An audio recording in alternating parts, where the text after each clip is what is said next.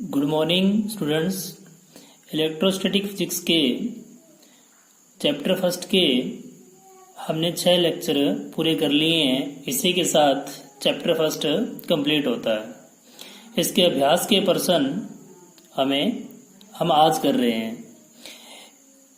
इन प्रश्नों को rough copy में पहले हल करें, उसके बाद आपको प्रॉब्लम रहती है तो इस लेक्चर को देखें। अभ्यास का प्रथम प्रश्न है, वायु में एक दूसरे से 30 सेंटीमीटर दूरी पर रखे दो छोटे आवेशित गोलों पर क्रमशः 2 × 10⁻⁷ और 3 × 10⁻⁷ कूलाम आवेश है। मध्य बल। तो सिंपल क्वेश्चन है। इस क्वेश्चन के अंदर आपको दिया गया है Q1 जो कि 2 × 10⁻⁷ कूलाम और Q2 3 × 10⁻⁷ कूलाम और डिस्टेंस दोनों के बीच की 30 सेंटीमीटर, और इसे हम लोग कन्वर्ट कर देंगे मीटर में, तो 10⁻⁻² मीटर।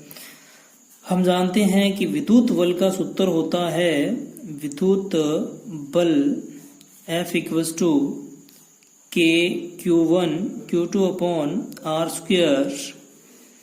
तो K की वैल्यू 9 × 10⁹ होती है, जो कि आपको ध्यान है, और 2 × 10⁻⁷ इसकी वैल्यू दी हुई है। 3 × 10⁻⁷ Q2 की वैल्यू दी हुई है, और R की वैल्यू है 30 × 10⁻² गुणा 30 × 10⁻²। इनको हल कर लेते हैं। 9 दूनी 18 गुणा 3 गुणा 7 दूनी 14, तो 14 में से 9 गए तो 10⁻⁻5 बटा में 3 × 3 × 10⁻², क्योंकि ये 0 और ये 0 10⁻² और ये 10⁻² कैंसिल, और 10⁻² बच गया। तो 3 से ये 3 कट गया, और 6 × 18 तो 6 × 10⁻³ न्यूटन ही हो गया इन दोनों आवेशों के मध्य लगने वाला बल। नेक्स्ट क्वेश्चन है, दो समान धातु के गोले +10 माइक्रोकूलाम एवं -20 माइक्रोकूलाम आवेश से आवेशित किए गए हैं। यदि इनको एक दूसरे से संपर्क में लाकर अलग कर पुनः उसी दूरी पर रखा जाए तो दोनों वस्तुओं में बलों का अनुपात। तो अपने को दिया हुआ है कि पहले गोले पर आवेश 10 माइक्रोकूलाम, दूसरे गोले पर आवेश -20 माइक्रोकूलाम। बीच की दूरी दी हुई नहीं है, तो हम मान लेते हैं कि बीच की दूरी हमने मान लेते हैं R है, दूरी R है। तो इनके मध्य कार्यरत जो विद्युत बल है F, वो होगा K Q1 Q2/r² और Q1 की वैल्यू दी गई है हमें 10 माइक्रो 10⁻⁻6 गुणा 20 माइक्रो मतलब 10⁻⁻6। और अब देखेंगे एक आवेश नेगेटिव है, तो नेगेटिव आ जाएगा बटा में r²। इसे हम लोग थोड़ा हल कर लेते हैं। F -K गुणा में 2, ये 20 को हमने 10 से गुणा किया तो 200 बना 2 लिख दिया, और गुणा 10⁻⁻4 रह जाएगी, क्योंकि 6 है, 2 इन वाली हो गई तो वो घट गई, गुणा 10⁻⁻6 और बटा में r² पड़ा है। तो F बन जाएगा -2K × 10⁻⁻10 upon R square equation first.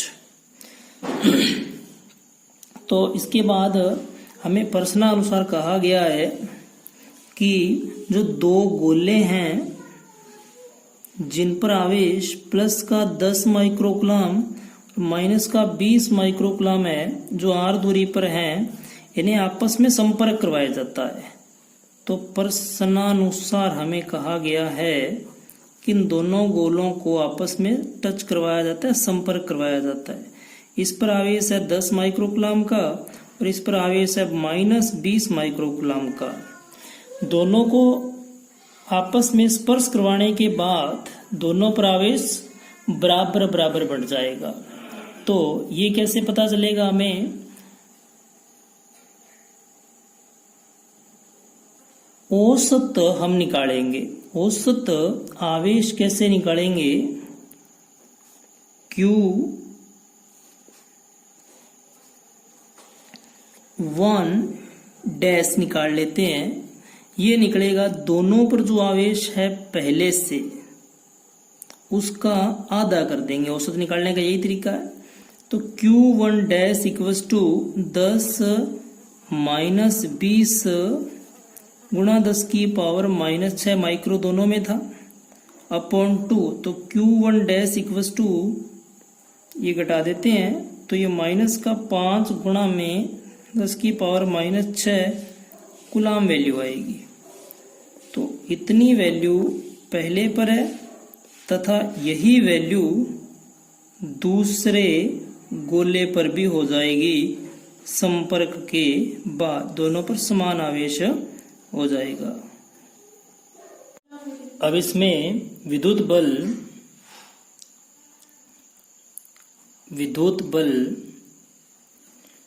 F' ज्ञात कर लेते हैं, जो Q1 Q2 upon R square के गुणा में कर दिया के Q1 की वैल्यू 5 गुणा 10 की पावर माइनस 6 गुणा 5 गुणा 10 की पावर माइनस 6, दोनों माइनस के आवेश हैं, अतः इनमें प्रतिकर्षण बल होगा बटा में आर स्क्वायर। ये F' की वैल्यू आ गई और ये हो गया। थोड़ा हल कर लेते हैं। 5 गुणा 5 25 गुणा 10 की पावर माइनस 12 बटा में आर स्क्वायर और के ये पड़ा ये हो गया समीकरण सेकेंड। F' ये समीकरण है अपना फर्स्ट। अब समीकरण 1 में 2 का भाग लगाते हैं। समीकरण 1 में 2 का भाग लगाते हैं। तो समीकरण 1 F वाली थी, 2F'।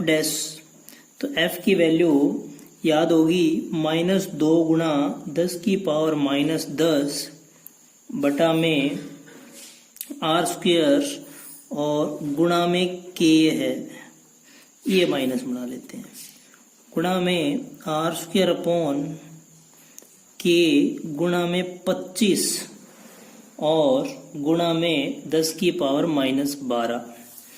तो F upon F' equals to K से के कट हो गया, आर स्क्वायर भी कट जाएगा, तो बचेगा माइनस 2 गुणा 10 की पावर माइनस 10 बटा में 25 गुणा 10 की पावर माइनस 12।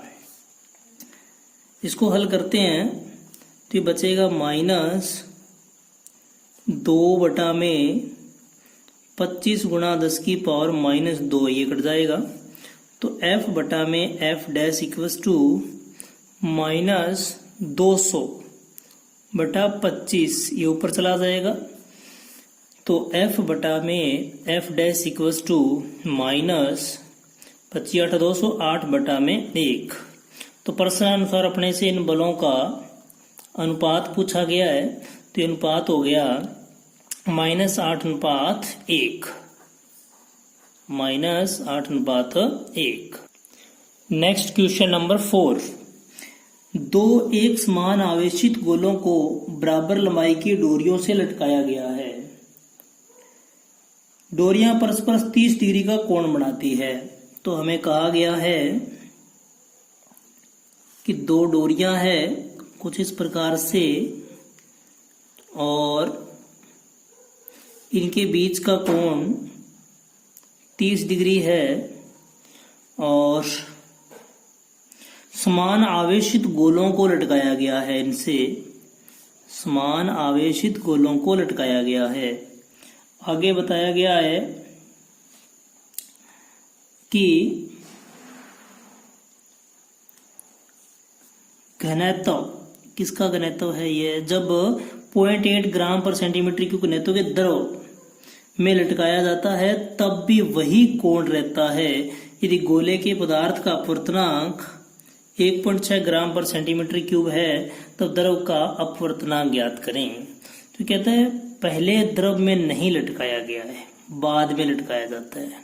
और जब द्रव में नहीं लटकाया गया है उस स्थिति में इसके भार के कारण बल नीचे की ओर mg और डोरियों में तनाव T और ये घटक हो जाएगा T cos 15 डिग्री, क्योंकि ये कोण 15 डिग्री होगा। ऐसे हम समझ सकते हैं इसको हमने दो भागों में बांट दिया तो ये एकांतर कोण बन जाएंगे।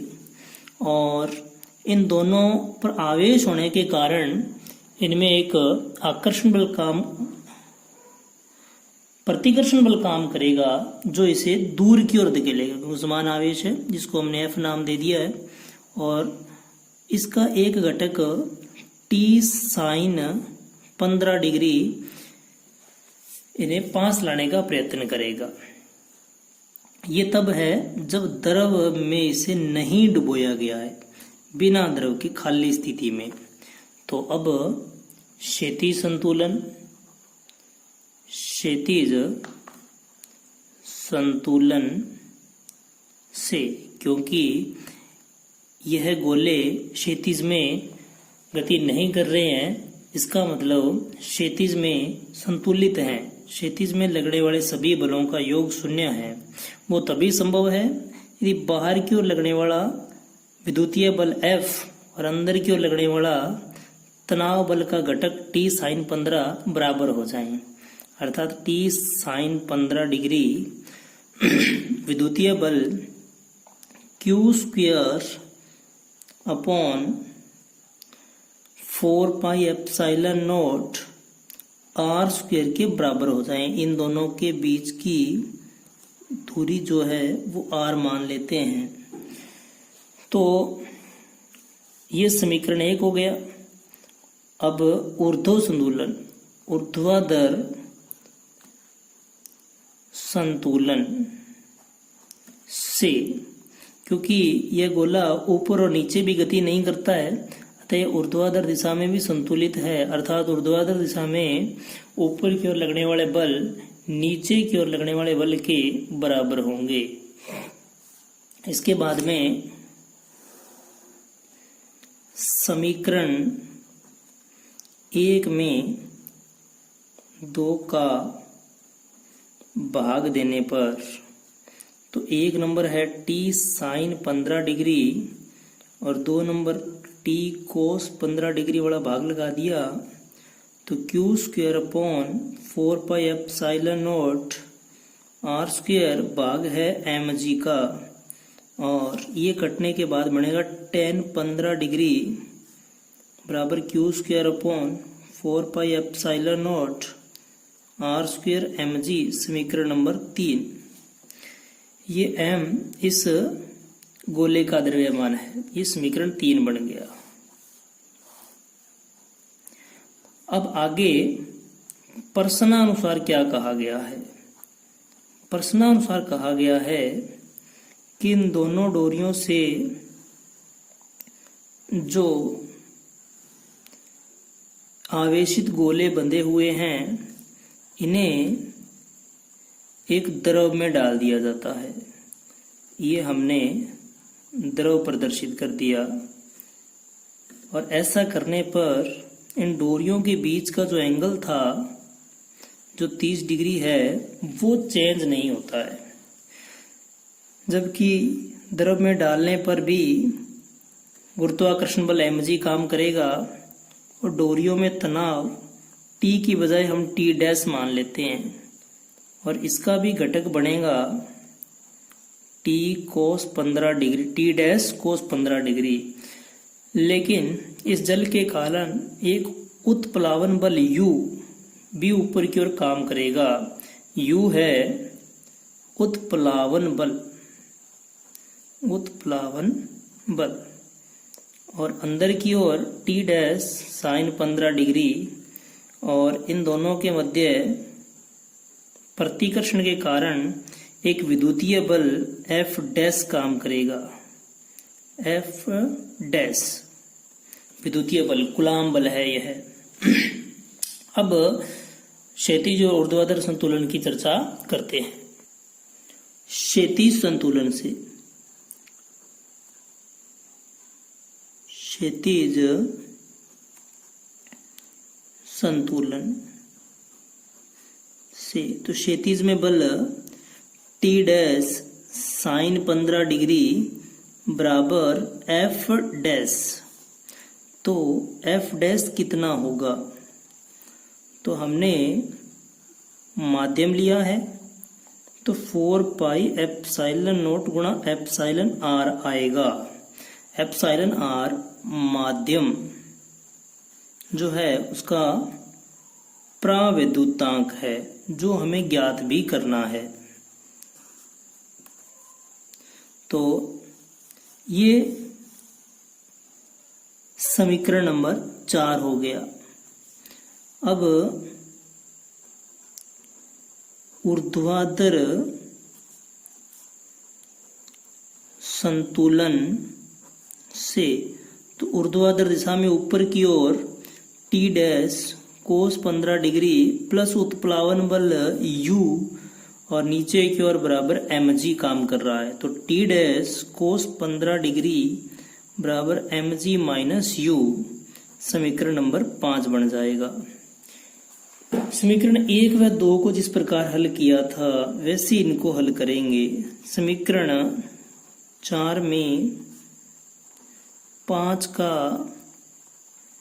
भाग देने पर तो T डैश साइन 15 डिग्री बटा में T डैश कोस 15 डिग्री बराबर Q square upon 4 pi epsilon not epsilon r square गुणा में 1 बटा में mg माइनस u।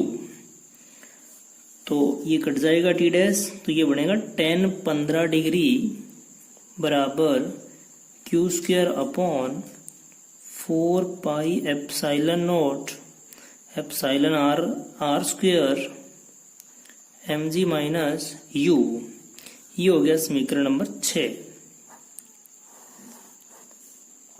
पीछे समीकरण नंबर 3 भी tan 15 डिग्री के लिए बनी है। तो समीकरण 3 व 6 से दोनों tan 15 है, इसका मतलब दोनों समीकरणों को बराबर लिया जा सकता है।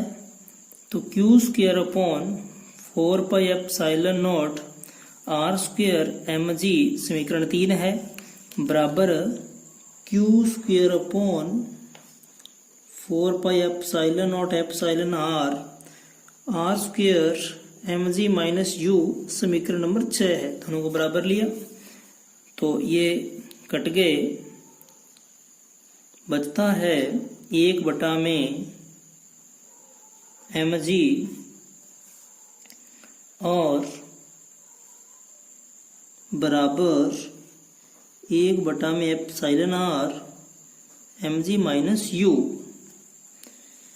हमें एप्सिलॉन r ज्ञात करना है तो एप्सिलॉन r बराबर mg upon mg minus u।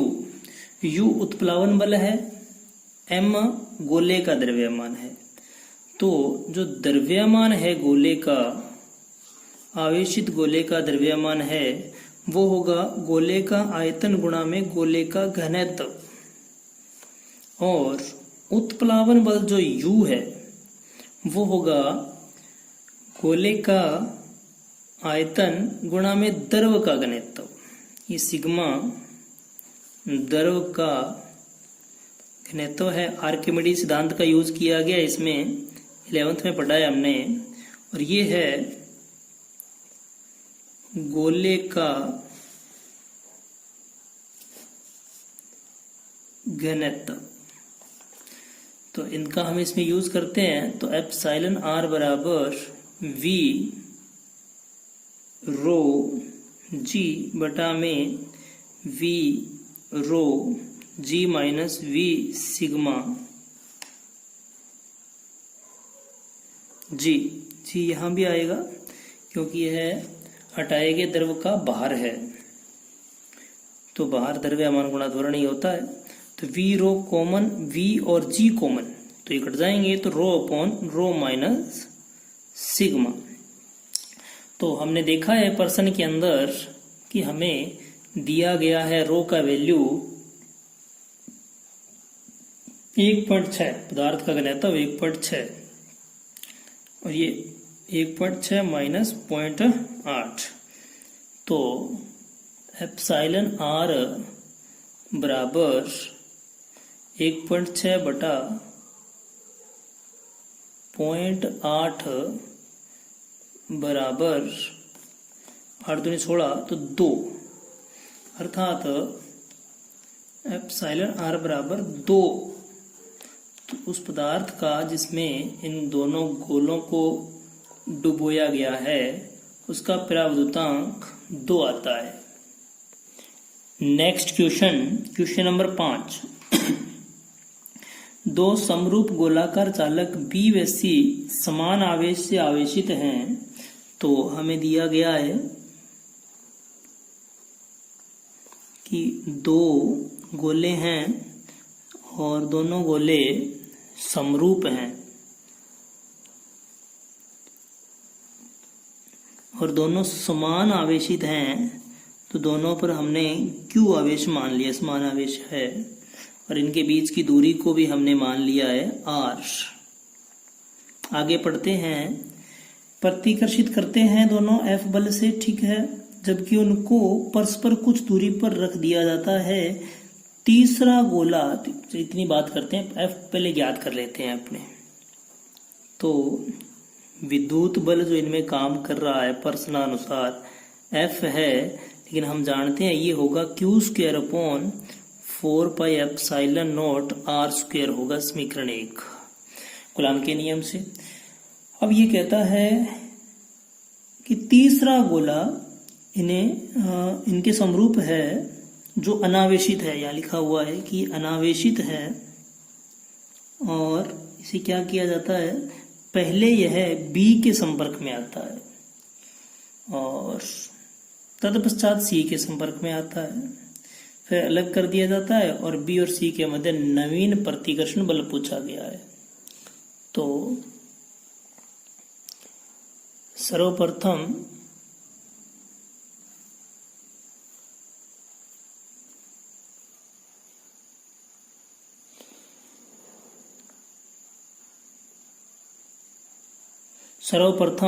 प्रश्नानुसार हमें दिया गया है, प्रश्नानुसार हमें दिया गया है कि जो गोला B है उसके संपर्क में आएगा ये अन्य गोला, और इस पर Q आवेश है और इस पर आवेश शून्य है, अनावेशित है और समरूप गोला है। तो इस स्थिति में B पर जो नया आवेश आएगा Q B डैश आएगा, वो होगा Q प्लस 0/2। मतलब इसका आवेश और इसका आवेश जोड़ेंगे और 2 का भाग लगाएंगे तो औसतन आवेश आ जाएगा। तो Q B dash equals to हो जाएगा Q/2। ये हो गया गोले बी पर नया आवेश।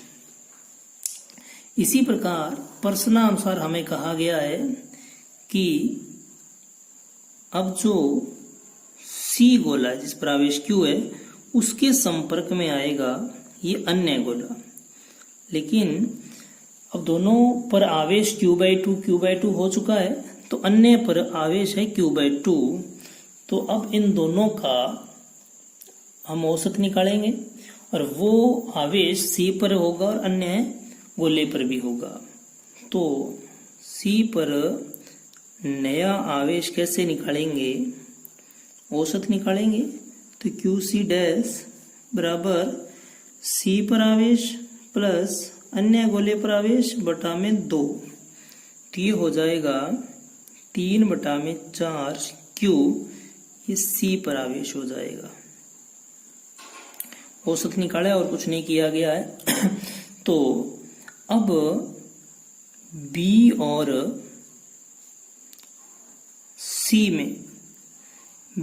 और C में नया बल ज्ञात करना है, जबकि नए आवेशों की वैल्यू हमें ज्ञात है। तो इनमें विद्युत बल हमें ज्ञात करना है F डैश, तो सूत्र हो जाएगा Q/2 3/4Q अपॉन 4πε0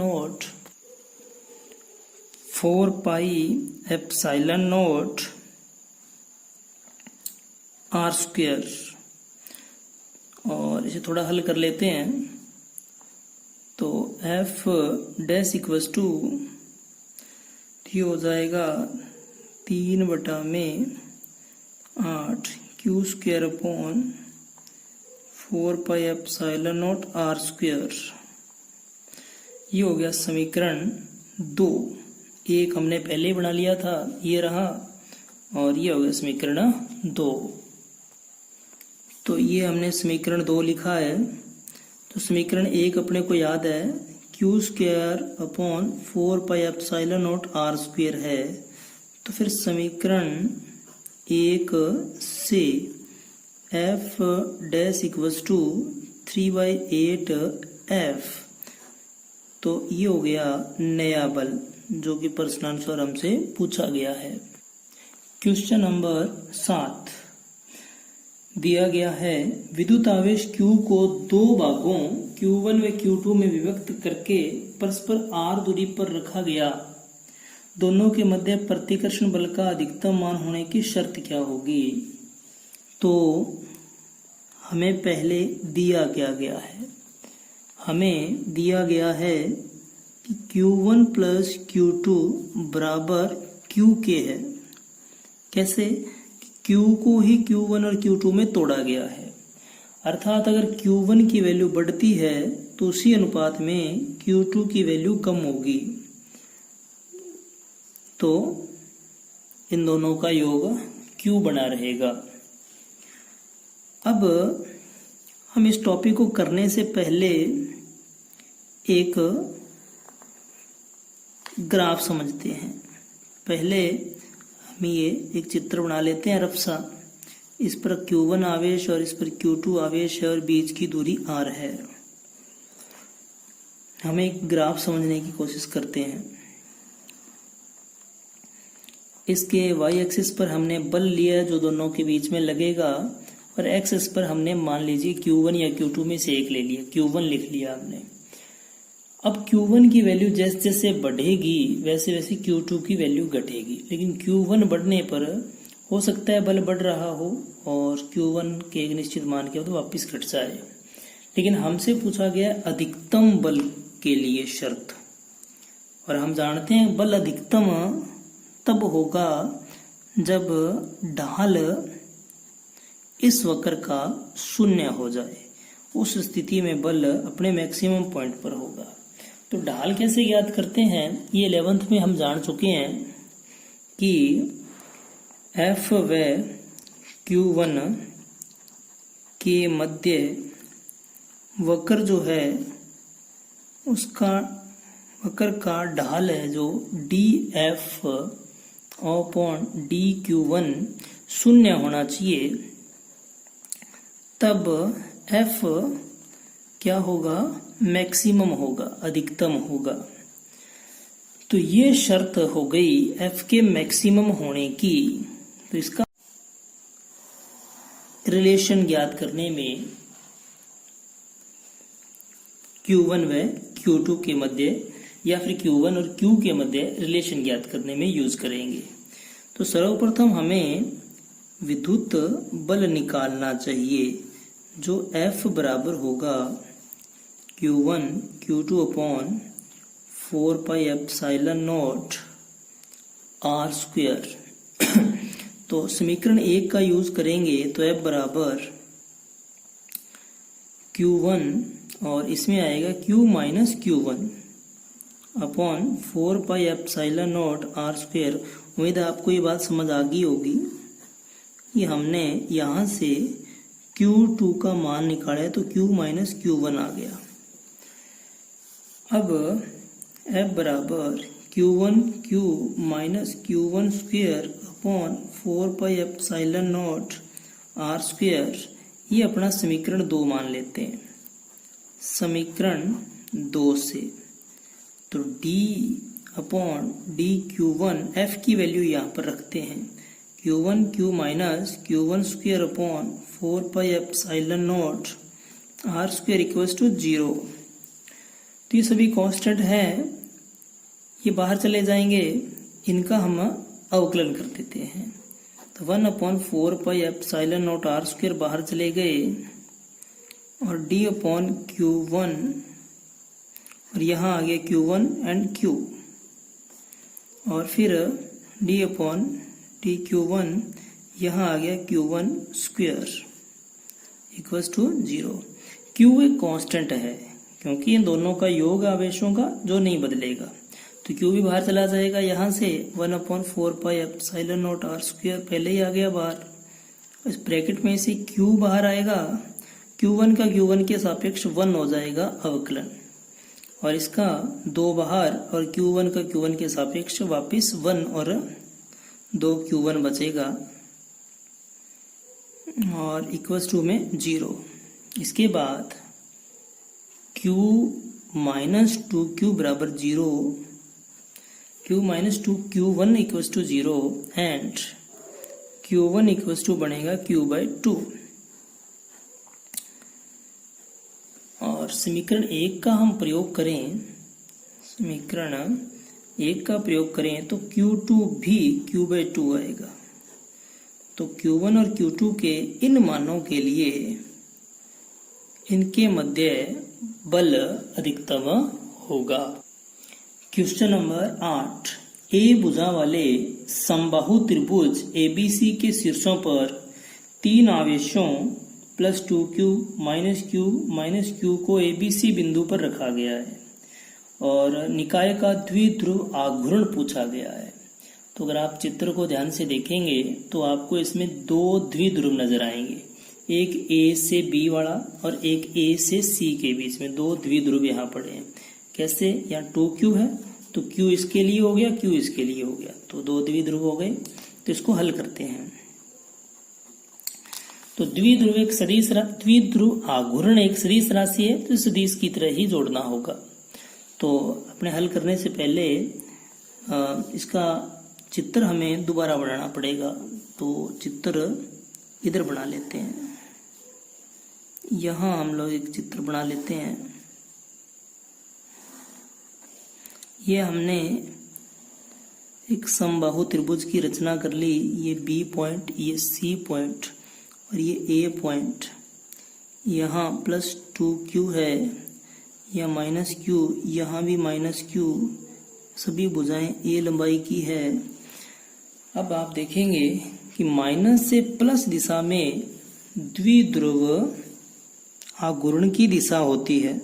तो ये दिशा हम लोग मान लेते हैं P B A वेक्टर की हो गई।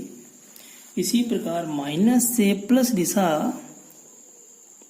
इस वाले द्विध्रुव की आघूर्ण की हो जाएगी। तो ये हो गया P C A वेक्टर। समबाहु त्रिभुज होने के कारण ये कोण 60 डिग्री का है, और तो इन दोनों के बीच का कोण भी 60 डिग्री का हो जाएगा। तो हम लोग बीच में से एक लाइन खींचते हैं तो ये कोण समद्विभाजित हो जाएगा, अर्थात इधर 30 डिग्री और इधर भी 30 डिग्री। अब हमें इन दोनों की वैल्यू निकालनी होगी, उसके बाद में इनका सदिश योग करना पड़ेगा। सर्वप्रथम हम लोग बी ए द्विध्रुव का आघूर्ण निकालते हैं, जो कि पी बी ए है। तो आएगा Q इंटू 2L के स्थान पर A है तो Q इंटू A आ जाएगा। ये 2L होती है बीच की डिस्टेंस, जिसको हमने A से रिप्रेजेंट कर रखा है प्रश्नानुसार। इसके बाद में CA द्विध्रुव का आघूर्ण निकालेंगे तो PCA B Q into A आ जाएगा। ये हमने परिमाण लिखे हैं, लेकिन है ये सदिश राशियां, दिशा की चर्चा हमने अभी इसमें नहीं की है। अगर हमें परिणामी निकालना है, परिणामी द्विध्रुव आघूर्ण निकालना है P, तो कैसे निकलेगा? P इक्वल्स टू, अगर आप चित्र को ध्यान से देखेंगे तो इसका एक घटक इधर बन जाएगा,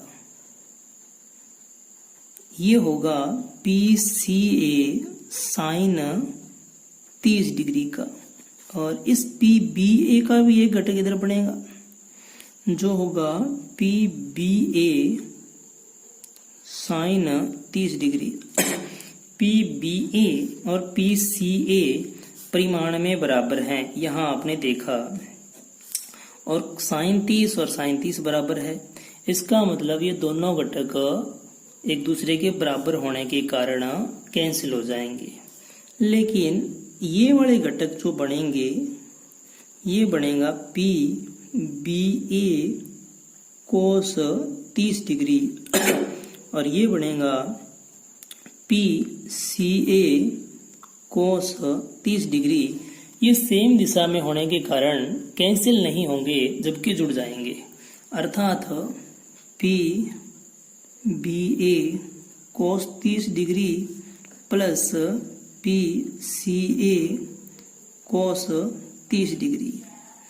तो इनको हल करते हैं। P equals to QA cos 30 plus QA cos 30, तो P बराबर QA,